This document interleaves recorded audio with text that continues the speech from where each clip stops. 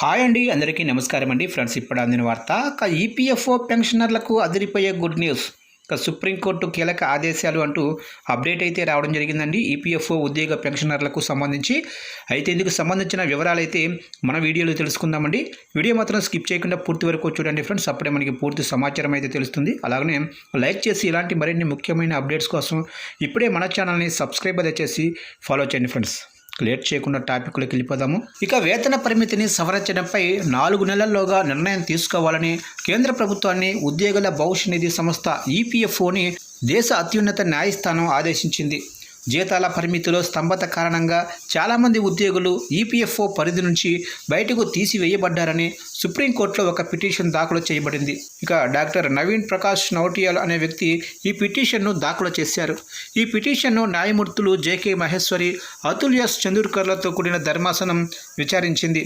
Order కాపీతో పాటు వివరణాత్మక ప్రాతినిధ్యాన్ని సమర్పించడానికి పిటిషనర్కు కోర్టు 2 వారాల సమయం కూడా ఇచ్చింది. కేంద్ర ప్రభుత్వం కనీస వేతన పరిమితిని నెలకు 15,000గా నిర్ణయించింది. ఈ పరిమితి సెప్టెంబర్ 2014 నుండి స్థిరంగా ఉంది. నెలకు 15,000 వేతన పరిమితి ఏకపక్షంగా అశాస్త్రీయమని పిటిషన్లో వాదించారు. ద్రవ్యోల్బణం, కనీస వేతనాలు లేదా తలసరి ఆదాయం పెంపుతో తమకు ఎలాంటి సంబంధం లేదని పిటిషనర్ తెలిపారు.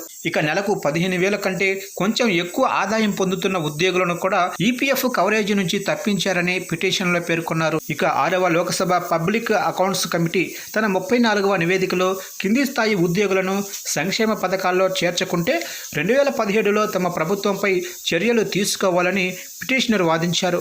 ద్రవ్యోల్బణం వల్ల కలిగే నష్టాన్ని భర్తీ చేసేందుకు ప్రతి 3 నుంచి 5 సంవత్సరాలకు ఒక్కసారి జీతాల శ్రేణిని కాలానుగుణంగా సవరించాలని కమిటీ సిఫార్సు చేసింది. ఈ సిఫార్సులను సెంట్రల్ బోర్డ్ ఆఫ్ ట్రస్టీసులు జూలై 2022లో ఆమోదించారు.